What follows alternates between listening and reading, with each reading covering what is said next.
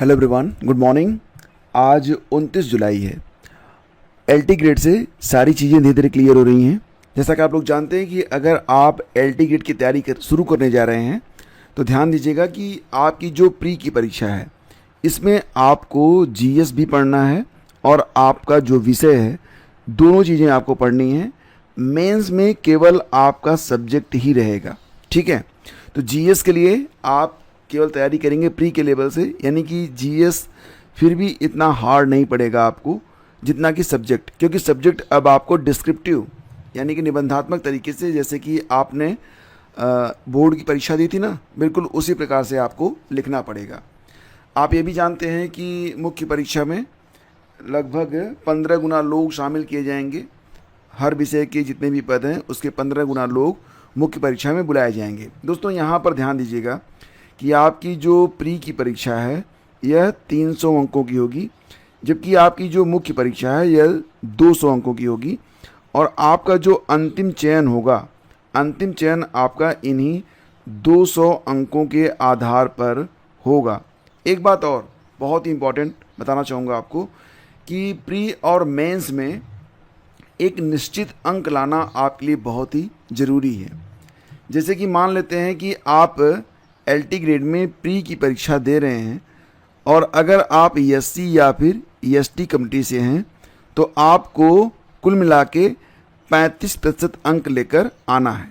इसका मतलब क्या हो गया, 300 अंकों की प्री की परीक्षा होगी जिसमें कम से कम आपको 105 अंक प्राप्त करना कंपलसरी है। अदरवाइज कोई मतलब ही नहीं है, मतलब फिर आप मेरिट के लिए कंसिडर नहीं किए जाएंगे। आपको बस अगर इससे कम अंक आए, आपके लेस देन 105 आपके आए, तो आपको आउट कर दिया जाएगा, ठीक है। यही चीज़ मेंस में भी लागू है। अब यहाँ पर अगर आप जनरल कैटेगरी में आते हैं, आरक्षित वर्ग में आते हैं या फिर आप ओबीसी में आते हैं तो दोनों में यानी कि प्री में भी और मेंस में भी 40% अंक प्राप्त करना आपके लिए कंपलसरी है।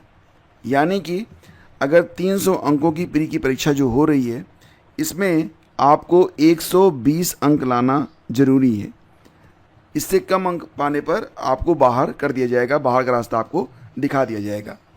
रही बात मेंस की, तो जैसा कि आप जानते हैं मेंस में 200 नंबर का मेंस होने वाला है। इसमें देखें तो एससी एसटी को कम से कम 200 में 70 अंक प्राप्त करना, और अगर हम बात करें यहाँ पर जनरल और ओबीसी की तो यहाँ पर 80 अंक प्राप्त करना कंपलसरी है। तो ये कट ऑफ आप लोग ध्यान रखिएगा। सबसे ज़रूरी बात जो कि बार बार आप लोगों में से कई सारे लोगों ने पूछा है कि क्या सर यहाँ पर जो जीएस दिया गया है, आप लोग जानते हैं ना कि जो आपकी प्री की परीक्षा होगी, प्री की परीक्षा में आपका जीएस भी है और आपका सब्जेक्ट भी है। जीएस के 30 प्रश्न होंगे और सब्जेक्ट के आपके 90 प्रश्न होंगे, तो एक प्रश्न 2 अंक का होगा। तो कई सारे लोगों ने यह पूछा है कि क्या जीएस और सब्जेक्ट दोनों को अलग अलग पास करना ज़रूरी है। देखो यहाँ पर ऐसा कुछ नहीं दिया गया है, साफ़ सुथरी बात है। दोनों को मिलाकर आपको जो है अपनी कट ऑफ, एससी एसटी से हैं तो 35%, और अगर आप जनरल ओबीसी से हैं तो 40% के हिसाब से आपको कट ऑफ को क्रॉस करना ही पड़ेगा। यहाँ पर कोई अलग से जीएस और सब्जेक्ट के लिए कट ऑफ नहीं लगाई गई है, दोनों को मिला के ये अंक आपको प्राप्त करने हैं। रही बात ये कि मेंस में आपका केवल सब्जेक्ट ही है और ये भी बहुत ही अच्छे तरीके से आपको देना पड़ेगा।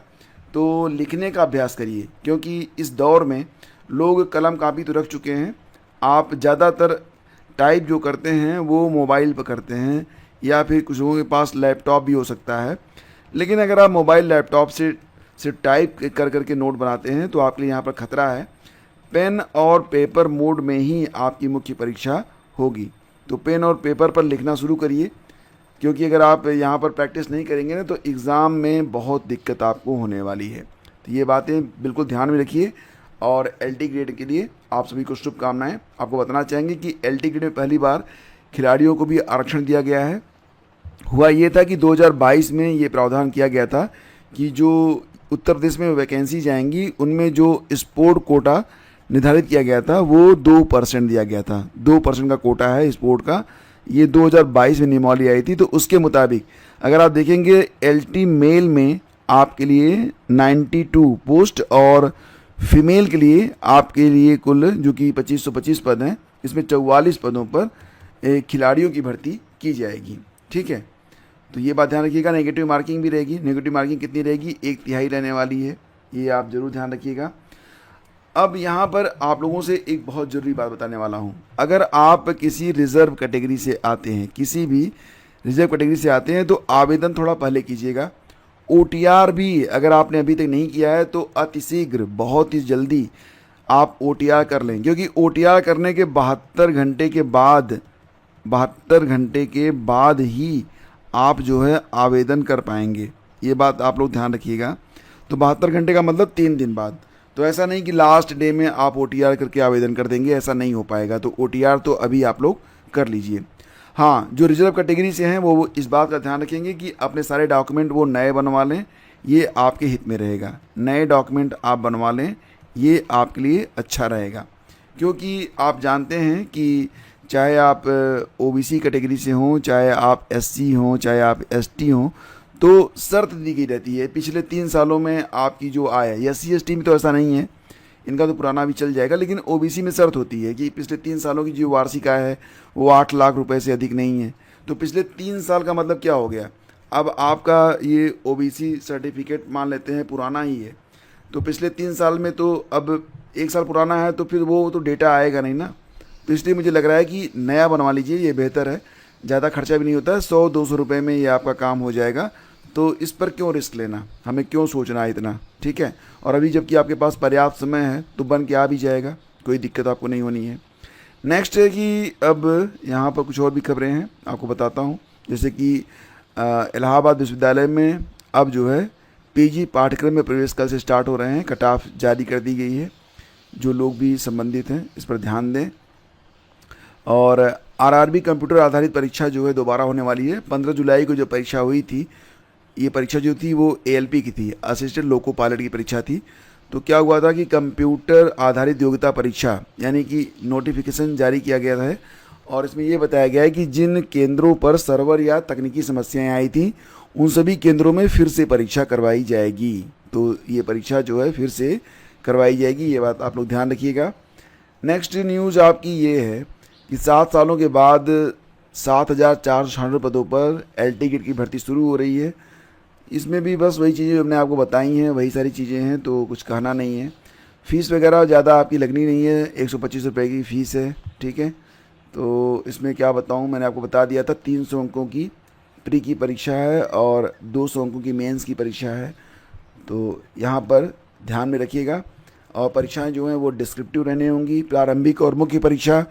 प्रारंभिक परीक्षा और मुख्य परीक्षा में फ़र्क ये है कि मुख्य परीक्षा में जितने भी पद हैं, ठीक है, तो पदों के जो हैं 15 गुना लोग, जिसे मान लेते हैं फॉर एग्ज़ाम्पल, उदाहरण के तौर पर मान लेते हैं सीटें जो हैं वो 100 हैं, किसी विषय में 100 सीटें हैं किसी विषय में, तो परीक्षा में बैठेंगे 100 सीटों के सापेक्ष जो है 1500 लोगों को बुलाया जाएगा। ये बात ध्यान रखिएगा कि 100 सीटों पर 1500 लोगों को बुलाया जाएगा। इस प्रकार से प्री से मुख्य में आप लोग जाएंगे।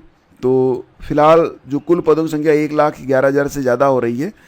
अब यहाँ पर देखेंगे एक नोटिस जारी की गई है। नोटिस जो है वो स्टाफ सिलेक्शन कमीशन SSC की ओर से जारी की गई है। ये कहा गया है कि MTS में पदों की संख्या बढ़ गई है और हवलदार के लिए भी बढ़ गई है। तो फिलहाल अब MTS में 4,375 पद हो गए हैं, ठीक है, और हवलदार के लिए जो पद थे 1075 वो 1089 हो गए हैं। तो हवलदार में तो ज़्यादा पद नहीं बढ़े, लेकिन यहाँ पर जो पदों की संख्या MTS में ये बढ़ गई है। बाकी ध्यान रखिएगा 26 जून को ये नोटिस जो थी वो जारी की गई थी और बाकी चीज़ें सेम बनी हुई हैं। और इसी के साथ आपको बताना चाहेंगे कि यूपी नहीं, बिहार में भी वैकेंसी आने जा रही है। BPSC TRE 4 के बारे में जो लेटेस्ट अपडेट है वो ये है। सबसे पहले तो ध्यान सुनिएगा कि BPSC TRE 4 कब से स्टार्ट हो रही है। TRE 4 जो है यह सितंबर में इसका फॉर्म आ जाएगा, ठीक है, सितंबर में फॉर्म आ जाएगा और आपको फॉर्म भरने के लिए 15 दिन का समय मिलेगा।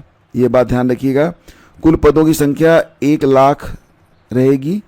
इसमें कक्षा 1 से लेकर 12 तक के पद रहेंगे और जो बिहार की फ़ीमेल हैं, यानी कि जो बिहार की महिला अभ्यर्थी हैं, उनको यहाँ पर ज़बरदस्त आरक्षण मिल रहा है 35% का।